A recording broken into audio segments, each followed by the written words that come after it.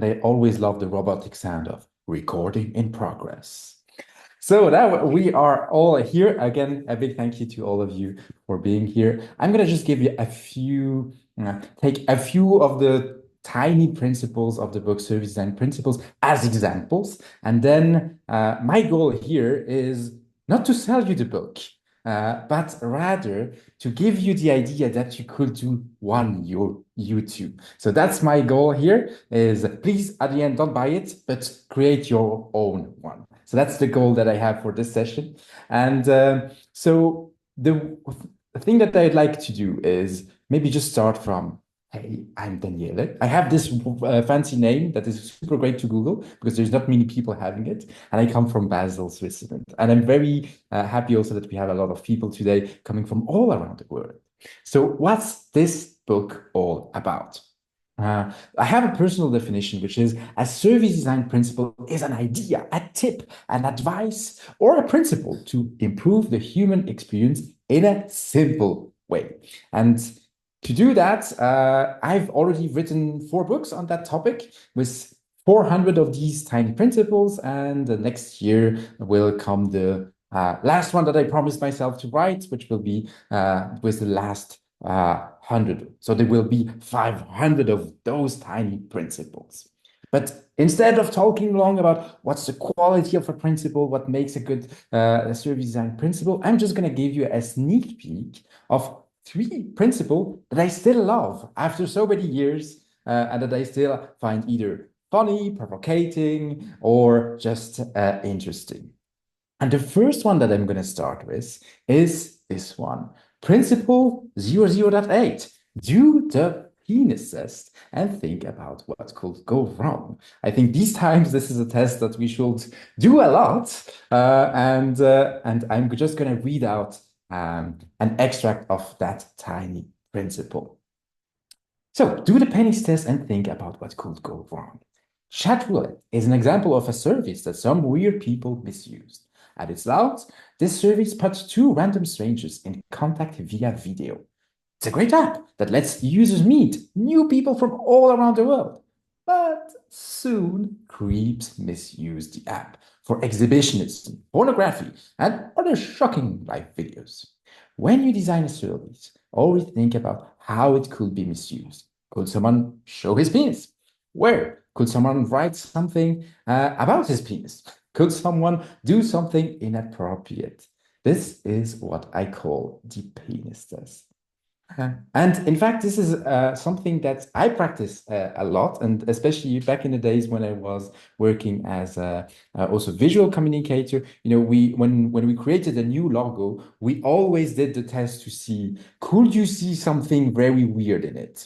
You know, could you see something inappropriate in the logo? You know, especially when you use simple shapes. You know, people then suddenly say, "Oh, but if you look it from the bottom, suddenly it looks like something weird." And so that's really a test that we often did in communications to be sure, you know, that not by mistake something like that could happen. And I think this is a bit of a general test to do. Could people misuse your service? Could people do something weird with it? Another example, and which is work can wait. So let me just find it in my book. Work can wait. So this is principle 39. So we move a little bit more in the middle of the book, and it goes like that. We live in an age of constant communication and real-time feedback. The business mindset and the technology makes us all connected workers. Connected workers can work from home. That's awesome. They can work on the bus. Awesome. They can work on their smartphone, in their bed. That's all great progress, no? The problem is that most people stick with the default options for their devices. This means that people get disturbed by any tiny work notification, that they get disturbed right before they go to sleep via the smartphone. They get disturbed in the bus. Some smart companies, like Basecamp, which creates a task management app, understood this well. They try to make us, by default, enjoy our family evening. With their feature Work and Wait, they set up a default timer when the app will send push notification. Outside of these hours, you won't receive a notification. At least that's the default setting. If you want to be deeply involved with work outside of office hours, then you can change the settings. As a service creator, what can you do to not disrupt the family time, personal time of your customers? And how can you make this respect visible to them? So here we see again a very simple example of something that happens where we say, hey, this could be inspiring for other services. And let's end with principle 99, so 99. Let me find that in the book. And always end a service with a high peak. What we remember from an experience is not the median of the experience. The memory of an experience is made of two things. First, the peak of the experience, the best or worst moment. The second aspect is how people felt when the experience ended. That's what we call the peak end rule. Researchers Riedelmeier and Kahneman studied two groups of patients who had to go through a colonoscopy. One group had a standard procedure. The second group had a longer procedure. But in the last few minutes, the doctor didn't perform the procedure, but just waited. The group who had a longer colonoscopy remembered the experience as less painful. And this because the last minutes were not painful. That's why we should think about how we let our customers leave our stores. We should design the best thank you page for the forms of our websites.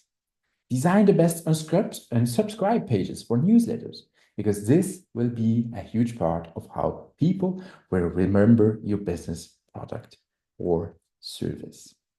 If you're interested in this part, there is a great book by Joe McLeod, who is the expert of endings. And I think he was part of the book club already, if I remember well. And so this is definitely something to look for. So if we bring back this tiny definition, a service design principle is an idea, a tip, an advice, or principle to improve the human experience in a simple way. And in that book, you have 100 of those tiny things. What it means when you have 100 of those, it means you don't have to choose every one of them, but you can pick a few just to improve a little bit the experience that you offer. And these principles, they come from practice. They come from real case studies instead of coming from, just big theories where you say, often we say in service design, be empathic. And then it's like, but how the fuck do I do that? And here we kind of take the opposite route, where we start from the practice and then try to generalize just a little bit more what we can learn from a tiny example. If you're interested, you can get a sneak peek of the first 200 principles. So this is for you, and in the recording, you can then get the link, so you will have all of that. But I'd love to use the last minutes to do one thing, to share with you why I believe that you should why you should observe the services that you're using every day and collect those best examples or worst examples of service experiences and learn from them. And here are five powers of service design principles that I'd like to share with you and that I believe will motivate you to get started. First, we all serve others. When you create a party, you are designing a service. When you welcome a new employee, you are designing an experience. So we all serve others. And basically everything is an experience. So we are also using services every day. So we can observe, we can learn a lot. And we know also from academia that small things can have a big impact. We had this story of the colonoscopy, which is a procedure which is not the nicest, but just changing that little thing made people come back to see if they had cancer or anything. And this is life-saving stuff, but just with tiny changes. The other thing that we know is that rules of thumb are very powerful. For example, there is a study that was made where they tried to teach to people, to micro entrepreneurs, the best way, to build their business. And to one group, they gave, typical academic university like a study. And to another group, they gave just simple rules of thumb, like, separate business money from family money, put that in two drawers. It's a very simple rule of thumb. But what they observed is that people who got the rules of thumb were much better with their business after that, instead of the ones who did kind of like the more university-like learning. So capturing these rules of thumb is super powerful because they stay in your head and they are very practical.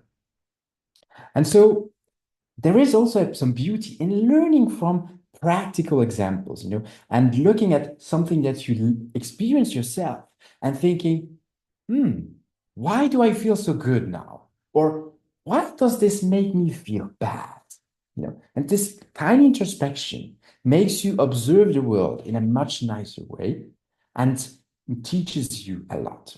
It's what smart people call inductive learning, where we start from the practice and then we create the general rule instead of setting the general rules and then try to make it fit in practice. So I'm a big believer that this is often a very nice way to learn. And the beauty in that is that once you start to do this, you will see that all through your life, you will notice tiny, beautiful things that you can learn from. Just as a tiny side note, I started to write that book when I was much younger. Now I'm a dad. I see much different services. I have a different outlook on life, but still, these observations, I'm still making them. So my call to action to you is build your own library of tiny service design principles you observe. Because observation more than books and experience more than persons are the prime educator. And if you ask, but Daniele, how do I do that? It's super simple. A photo folder on your phone. Just take photos of the things that you feel are interesting. And once you do that, just that, and maybe just post it in LinkedIn with a title of the suggestion that you get after that, or the rule of thumb that it suggests, then just only with that, you are already capturing new service design principles that will help you in your future practice. Obviously, there is a lot more to share, but one thing that I want really for you to get out of this session is that this idea that observation, more than books, and experience, more than persons, are the prime educators. So if you could go out today of this session by looking at the world, looking at the services you go through, and asking yourself, why does this resonate with me? Why do I hate it? What's the rule of thumb that I can use and remember for the future? That's basically it for my small push. And I'd love, obviously, to continue the conversation with you through the Q&A, because I'm sure you have tons of questions.